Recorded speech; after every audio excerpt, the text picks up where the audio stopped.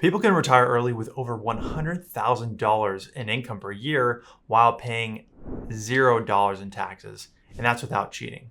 But a lot of people are missing out on this simply because they don't fully understand this one section of the US tax code. So in today's video, I'm going to show you why this is even possible, how to actually implement it, as well as what people that know about this part of the tax code are even missing out on when they plan for an early retirement. So how is it possible to pay $0 in federal taxes on income of over $100,000, and why is this not cheating? And to understand this, we need to look at an example of someone's income to see how the tax code is working differently while you're working versus someone who retires, specifically someone who decides to retire early.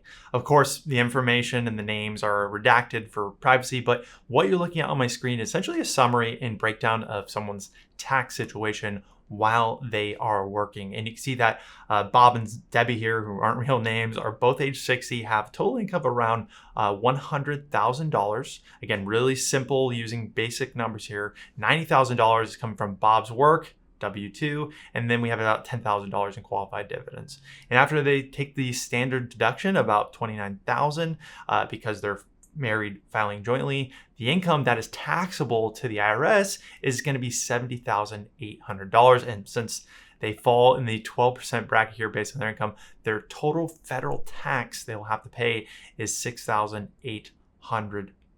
That puts them right in the 12% bracket. Now, what would happen in 2024 if instead of making $100,000 or $90,000 from working, it all came from a brokerage account because they wanted to retire early and live off of their investments now? And this is going to be very simple, just round numbers again. So in this scenario, we assume they generate the same income of $100,000. They took the same standard deduction, but now they have a taxable income of about the same. But wait, what happened here? Why are they paying literally $0 in federal taxes? Well, that, my friends, is because the tax code's treatment of long-term capital gains. As you can see, they could realize $90,000 on gains by selling stocks now to generate their income and pay $0 in federal taxes. And that's because when they sell investments after you've held them for longer than a year, any gain on the sale of that investment is going to have preferential tax treatment. That is why we love the tax approach account, especially as a tool for early retirement, because you have a lot more control when it comes to taxes. Now, what do I mean by preferential? Well, capital gains fall either into the 0, 15, or 20% bracket versus your wages from a job can fall to the 10 to 37% bracket. Now, I just showed what happens when you realize $90,000 in capital gains, but we're not quite done yet. For them, we could have actually filled this thing up with about $113,000 and still pay $0 in taxes when we purposely realize gains.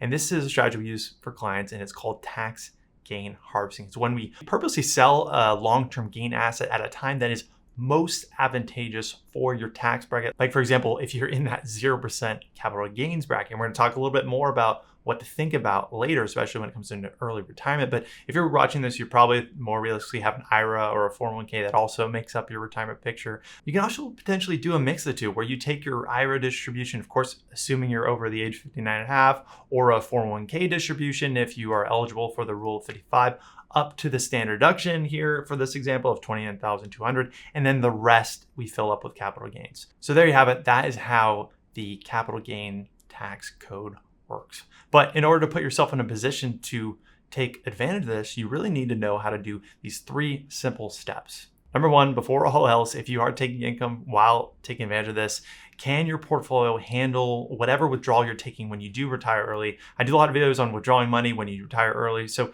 number 1, of course, before all this, you need to make sure if you're generating income, you have a good strategy in place. Secondly, you need to understand what your cost basis is. How much money have you invested over time into those stock positions? Essentially, what is your principal? And you should be able to find that at your custodian or one of your statements. And number 3, you need to know your holding period. Again, in order to be able to take advantage of this, you need to have held the investment for longer than 1 year, because realizing gains too early, paying short-term gains, can be a major mistake. And then you know all these 3 things, we're actually not quite done yet, because say you do realize some gains from that 0% bracket, those are likely equities. But now when you retire early and you reinvest what you don't take out in income back into your brokerage account, your investment strategy might change. I talk about this a ton in my videos, that the math changes when you do retire early.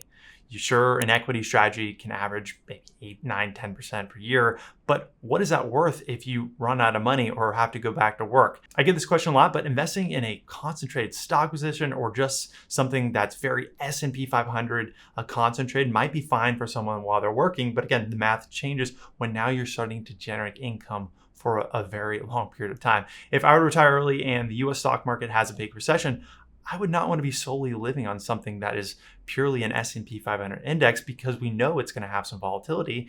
I would not want to be selling from stocks during the dot-com bubble or something like the 2008 financial crisis. I want to make sure I have some more conservative investments on the side, the right amount on the side, so I don't have to worry about it. But let's finally talk about the risks and considerations of having $0 in taxable income. And also, if you do decide to realize some gains, even though it's at a 0% tax bracket, what that might look like. Because when you retire early, there are some special things that people often miss.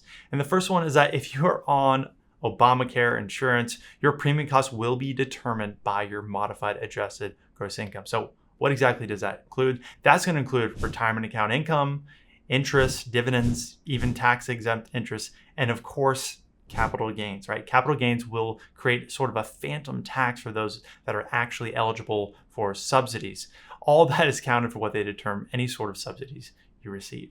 So you need to be aware of this when you're purposely recognizing any sort of capital gains, because even though you're not paying taxes at the federal level, it could affect your premium subsidies. And this is a whole entire video topic. I have folks that come to me and they have huge capital gains simply because they own some highly appreciated employer stock. And we have to answer that question. Is it a risk to pay a little bit of capital gains and maybe increase your premiums a little bit during a tax year? Or is it a bigger risk that this stock goes to zero and you have to go back to work? I like saying, don't let the tax tail wag the dog, which means don't let tax optimization, which I love to do, don't get me wrong, get in the way of you having a successful and great retirement.